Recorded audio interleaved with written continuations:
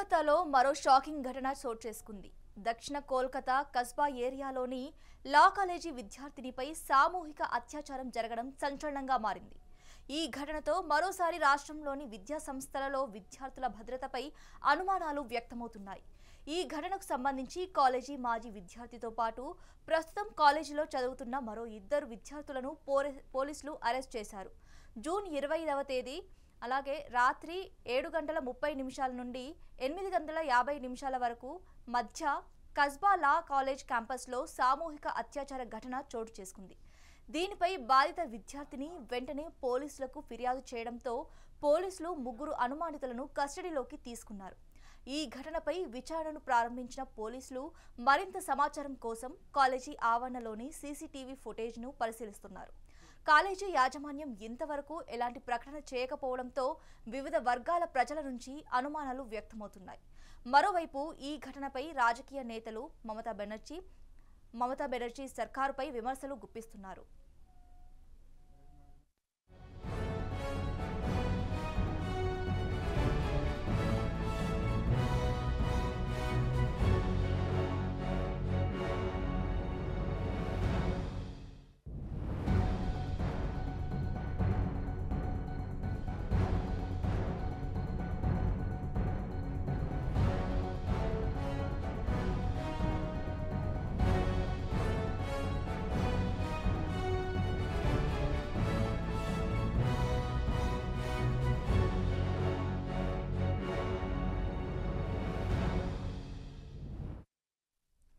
దీనికి సంబంధించిన తాజా అప్డేట్స్ మా ప్రతినిధి చిన్నబాబు అందిస్తారు.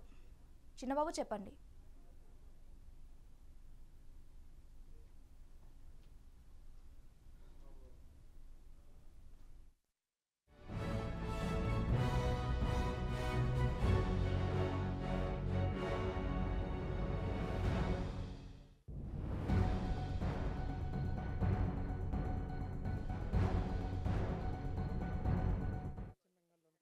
మరో దారుణమైన ఘటన అయితే చోటు చేసుకుందని చెప్పాలి.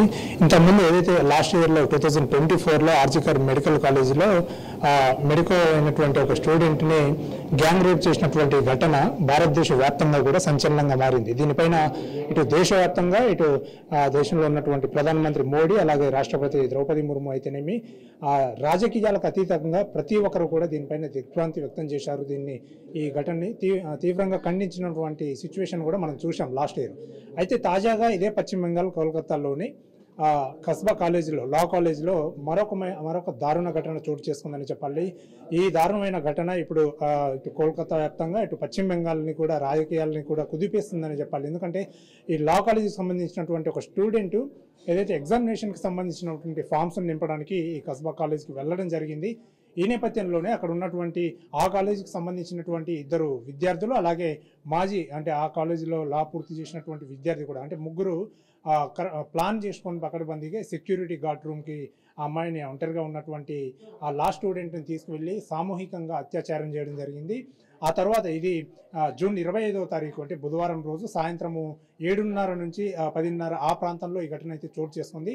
ఈ ఘటన అనంతరము ఇటు బాధితురాలైనటువంటి ఆ స్టూడెంట్ అయితే ఆ కస్బాలో ఉన్నటువంటి స్థానిక పోలీస్ స్టేషన్కి వెళ్ళి ఫిర్యాదు చేయడం జరిగింది. ఈ ఫిర్యాదు ఆధారంగా పోలీసులు ఎఫ్ఐఆర్ నమోదు చేసుకొని ఆ తర్వాత విచారణ చేపట్టారు. ఈ విచారణలో ఇప్పటికే ముగ్గురు నిందితులను కూడా అరెస్ట్ చేయడం జరిగింది. అయితే ఈ ముగ్గురు నిందితుల్లో ఇద్దరు ఇటు లా కాలేజీకి సంబంధించినటువంటి స్టూడెంట్స్ ఉన్నారు. మరొక వ్యక్తి ఇటు ఏదైతే టీఎంసీ అంటే అధికారంలో ఉన్నటువంటి పార్టీ టీఎంసీ తృణమూల్ కాంగ్రెస్ ఉందో ఈ టీఎంసీకి చెందినటువంటి ఒక ఆ విద్యార్థి సంఘానికి నాయకుడుగా కూడా ఉన్నట్టు మనకి అయితే ఇన్ఫర్మేషన్ అందుతుంది.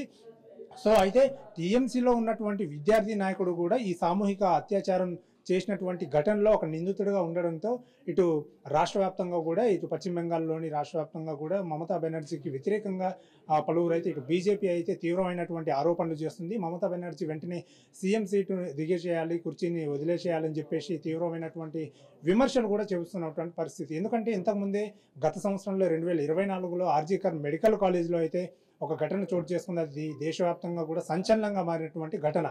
సో ఆ ఘటన మరొక ముందే మరొక ఘటన ఇప్పుడు లా కాలేజ్ స్టూడెంట్ పైన ఇటువంటి ఆ సామూహిక అత్యాచారం చేయడం అనేది ఇటు దేశవ్యాప్తంగా కూడా దీనిపైన ఇప్పటికే నిరసనలు వెల్లువెత్తుతున్నాయి.